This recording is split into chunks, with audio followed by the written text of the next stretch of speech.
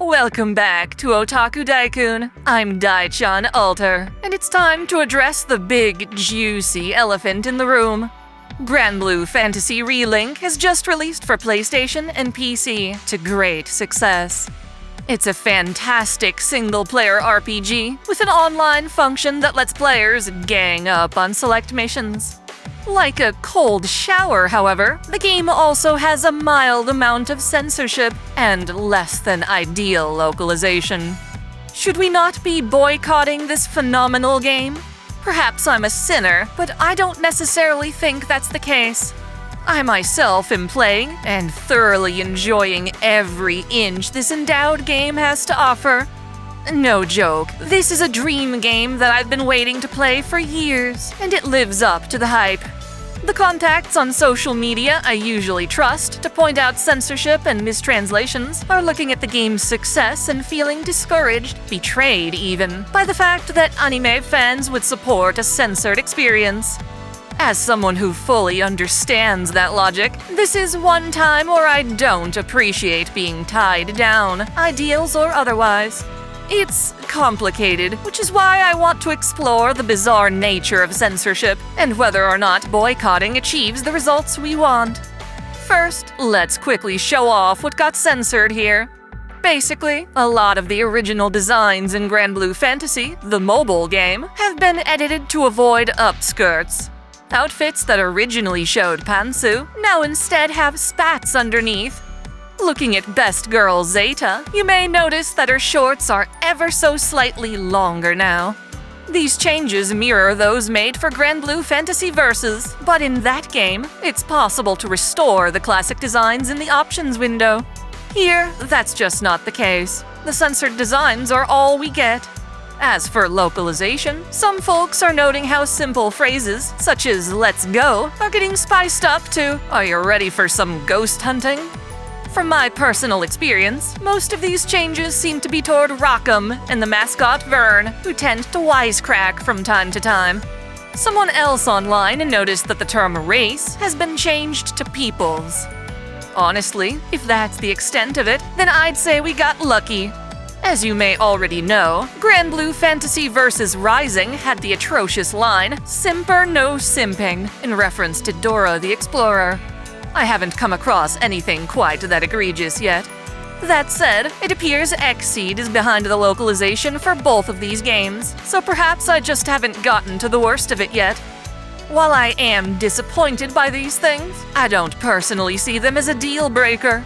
My favorite parts of Zeta, for instance, remain totally intact, and you really have to look carefully to notice the difference anyway.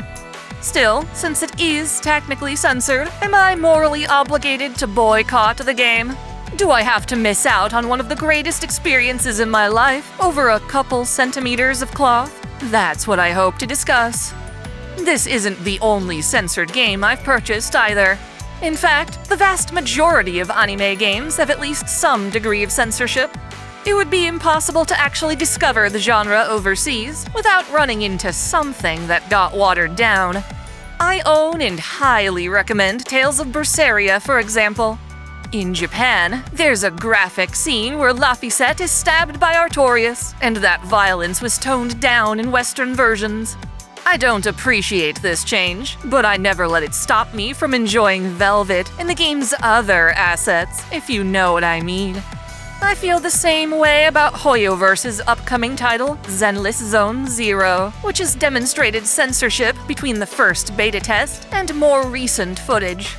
Most of the discourse focuses on the character Nicole. If you look closely, you'll notice she's now wearing a small undershirt that obscures the edges of her chest. In Motion, she used to have more reactive opie physics as well, although the existing physics are still quite nice if you ask me. The thing is, she's still extremely attractive and is clearly presented as such. My favorite part, the midriff, is still intact. I have no idea whose feelings got hurt about the original design, but I can't imagine someone offended by it suddenly feeling better after such slight alterations. The internal conversations between the development team must be semantic and frustrating. My observation is that this design, censored or otherwise, is still way more appealing than tons of other video games, especially those made in the West. Same goes for Granblue Fantasy. My anger comes from the fact that it was censored at all, less so than at the final product we're actually getting. Had Nicole's new design, the one on the right, been what they showed off from the very start, we wouldn't have even known she was censored. If this were legit something her designer wanted from the beginning, I wouldn't find that odd. The other damning thing is that this censorship is basically Hoyoverse telling us we're not allowed to have the original design, whether we wanted it or not. I don't always need every character to dress as skimpy as possible. There's a diverse range of fashion that I can appreciate and enjoy, assuming it all has a fair chance. Let's pretend I go to a restaurant and order chicken. I may not want steak on this particular outing, but I'd be pissed if the waiter told me I couldn't order steak because other children in the restaurant have trouble chewing it. This is clearly unfair, but is it worth fighting? Will that even solve the problem? The reason this is so important to me is that, let's face it, nobody actually enjoys hating on censorship. It's demotivating and can suck the life out of any anime fan who stares into the abyss long enough. What I truly want is to enjoy these anime and games. It's where my passion comes from to complain in the first place. I feel there has to be some kind of balance between criticism and enjoyment. I can want something to do better while also still supporting it. Otherwise, I'll be reduced to nothing but a dismal, pessimistic husk of a fan. This is where my emotions factor in anyway. When it comes to censorship, apologists often act like it's some sort of gotcha to point out we only seem to care about censorship when it's done to hot waifu, but in truth, that's perfectly fine. Of course we care more about censorship when it's done to something we enjoy. Getting angry about being denied content we actually want is the entire point. While I don't approve of male characters getting censored, it's true that I'm not going to be as passionate about that. If I were in charge of making the call, of course I'd go uncensored for everyone and everything. But the fact is, we all have to pick our battles. This dilemma actually resembles the controversy over Hogwarts Legacy.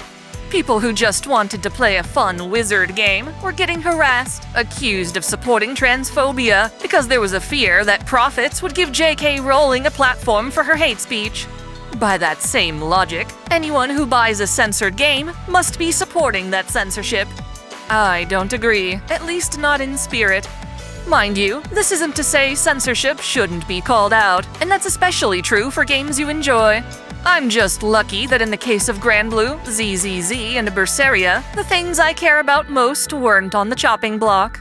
These same changes could very well be a deal breaker for others, and I can respect that. After all, censorship apologists often tell me that what got changed isn't a big deal. That attitude is condescending. What I try to tell those apologists is that it's only a matter of time until some part of the game you do care about gets changed. That, or you can at least imagine what it would be like. Put yourself in someone else's shoes and realize how it does matter to them. Some people say only the gameplay matters, so imagine if a game like Sekiro wasn't allowed to have a parry feature because the devs were afraid it was too complicated for journalists or something. It's not my place to say fans shouldn't care about something like that. By that same logic, though, you could point out that if I allow certain types of censorship, I'm just spreading my legs for even worse violations down the line. The most obvious solution people bring up is to boycott anything that gets censored. While I often agree with that, it's not that simple, and doesn't always result in what we want it to.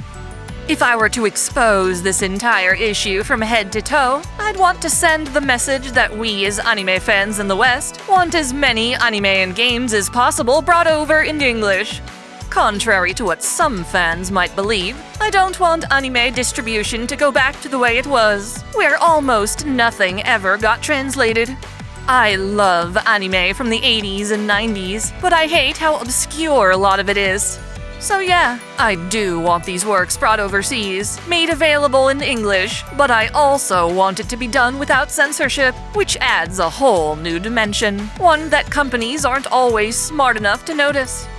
I'm 100% sure that if we all boycott Granblue Relink, both Xseed and the Japanese publishers will see the game's poor sales and assume the West just doesn't want the game at all. They're more likely to assume the issue is with Granblue, JRPGs, or anime in general, rather than specifically the way in which they localized it. Of course, this is not true. We really do love these games and want them to be done right, and that's exactly why we protest. I know companies are this dumb because I've seen them act this clueless before. For example, after 20 years, we're finally getting an official English release of Fate's Stay Night. They're just now realizing there's a demand for these games overseas, and I feel companies convinced themselves of the opposite for years. They once tried to release Fate Extra, for instance, and it didn't sell very well. That's just one reason we never got the sequel. But here's the thing, you can't use the sales of Fate Extra to judge someone's interest in Fate's Stay Night. Extra was a spin-off released for the PSP, which had a larger market in Japan. It's more complicated than Stay Night, so it's harder to get into without first knowing its foundation. It's not fair to us to look at Extra, claim it failed in the West, and use that as an excuse to deny us other Fate works. If it weren't for Xseed being partnered with Marvelous, we may never have gotten Extella or Extella Link. Those games only made it out of Japan because they were made by the right company. Back during the PS3 era, there was a severe drought of Tales of games. Namco Bandai releases its games internationally now, but before, they just assumed nobody wanted the Tales games anymore. Why? Because Tales of the World on PSP and Tales of Vesperia on Xbox both sold poorly. Yet, one was a spin-off for PSP, and the other wasn't even released on PlayStation, which was where most fans would expect JRPGs to release at the time. After years of getting nothing localized, enough Western fans begged for the release of Tales of Exilia that Namco tried to make a deal with us. If sales were good for Tales of the Abyss on 3DS and Tales of Grace's F, then and only then would they consider bringing over Exilia. Again, that's just not fair. Abyss was an older game being ported to an inferior handheld. Grace's F, while it wound up being an amazing game, didn't have the same tier of graphics being shown off for Exilia. I could see fans wanting one game and not the other. We shouldn't have to buy every game in the series to prove we're interested in one or two of them in particular. It's like a baker saying, "You didn't buy my week-old bread, so how was I to know you wanted a fresh loaf?" Of course, there are ways in which a company can more intuitively decipher why their game fails, but they're rarely executed with integrity. For example, we now know that Nintendo is actually more welcoming about content than Sony is. Games will be released on Switch uncensored, while the PlayStation version gets butchered. Thus, if the Switch version sells more, you might be inclined to think that people prefer their games uncensored. However, like any good scientist will tell you, variables need to be isolated to determine causality. Perhaps the Switch is just the more popular console. You can't expect every consumer to have access to both systems, and also be aware that one version is censored while the other isn't. For this to work, you would need the same game released on the same console, one labeled as censored and the other uncut. They'd both have to be available at the same places, or at least properly advertised so that buyers are informed. Only then could you use sales to determine what fans truly want. I mentioned earlier that Granblue Fantasy Versus lets you turn off the censorship. Problem is, that's not a default feature, and not everyone's going to know or care enough to fix it. However, imagine if when you first booted up the game, it forced you to choose censored or uncensored right off the bat. I couldn't possibly fathom the majority deliberately choosing a censored product, unless they were all parents or something. Unfortunately, players have never been given this option before, because if we were, there would be nothing left to complain about. All of this leads me to believe that simply boycotting a game does not encourage the creation of more faithful localizations. Instead, it may just send the false signal that we're not interested in these properties to begin with. If you're going to boycott, then, you must also voice your concern to these companies and tell them why you're not buying it.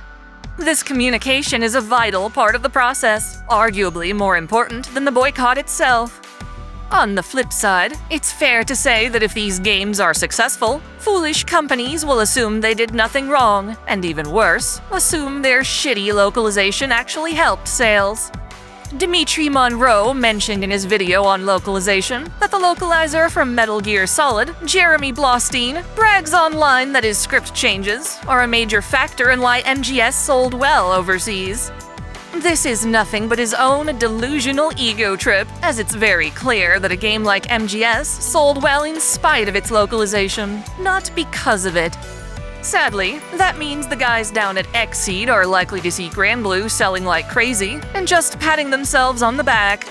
For as much as these companies can't see why their sales are low, they also can't see all the potential sales they could have gotten had they not censored a game. Regardless of the game's success then, they're flying blind in that regard. This means that even if you buy a censored game, you still need to let the company know that you don't appreciate their practice. Of course, piracy also plays an important role in this situation. If you want to boycott a game, but also still play it, piracy allows you to do just that. It lets you continue to be a fan while not financially supporting a cause you disagree with. This is great for modern anime, since we honestly don't even need official localizers. Pretty much every show is getting fan-subbed, so you can starve Crunchyroll out of existence without much worry. It is, however, a lot less convenient for consumers. And as I said before, I actually want more localizations, just ones that are done faithfully. Games are a lot trickier though. Not only are they harder to pirate, but they're also harder to translate. Without official localizations, most of these games will be inaccessible to us. Even if you do find a way to pull it off, though, the most important step is still communicating with companies and the fandom at large. Otherwise, they won't know there's such a huge, untapped market still out there. Think back to Fate. The only reason we have an official English version of FGO is because Japanese developers came to America and noticed so many people were cosplaying FGO characters and playing the game without understanding it all. In other words, fans had to make a statement. By that same token, these companies also need to be willing to listen to that message. Most don't, sadly. A good company will put out surveys and questionnaires. That way they can receive feedback from both their paying customers and those who choose to boycott. Good companies will actually look into their analytics, as well as social discourse, to determine what's going on beyond mere sales numbers. They are willing to ask if failing games are due to their own mishandling, as well as see positive sales numbers, and consider whether they can still do even better. I guess all I'm saying is that if you feel strongly about boycotting censored products, go for it. However, if you don't want to miss out on an otherwise great experience, and there's no other way to obtain it, then please don't hate yourself for making that purchase. You should never feel ashamed of wanting to enjoy something. In either case, if you truly care about censorship, you'll still go online, voice your concerns, and direct your feedback to the companies that need it. That is the most important part. We'll be at the whim of those companies to actually listen to us, but that's always been the case. Condemn me if you must, but from my perspective, I sure don't feel like any less of an anime fan for enjoying the best JRPG I've played in years. If there were an uncensored version, I'd buy it for an extorted price, and me buying the game as is doesn't stop me from trying to get that point across. What about you guys, though? Surely you're drooling at the chance to shower me in comments. Oh yeah, bring it on. Thanks for watching. If you enjoy this channel, help us grow by liking, commenting, sharing the video, subscribing to OtakuDaiKun, and most of all, smashing that notification bell so you don't miss out on all our anime lore, discussions, and Let's Play content. You can support us directly through Patreon, Subscribestar, or a YouTube membership, all of which come with benefits like spicy exclusive vids and early access. As always, celebrate your fandom. I want to give a special shout out to all my $10 and up supporters. Video Gamer 75, Dante Pendragon, Stephen Elak, Samuel Gersten, The Nonchalant Ostrich, Otaku Mom, Jens Bauman, Mystic Samurai 1983, Lord Ormagoden, Free Brick, Alexis Yukio Gomez Yamato, Link Pendrago, Observer Bellis, James Hewitt, Uncanny EXP, Zamas Autonomous, Scout, Yuki Eidos, Crow Kalem, Saul Soto, Tristan Riggin, Major, Caitlin P, Sogai CH, Vladimir Rovna, The Taz 96, Jonathan Padua, Kengo X 77, Hersha of E-Rated Hands, Alester Bernadotte, and Akakaze Yume. Thank you all so much.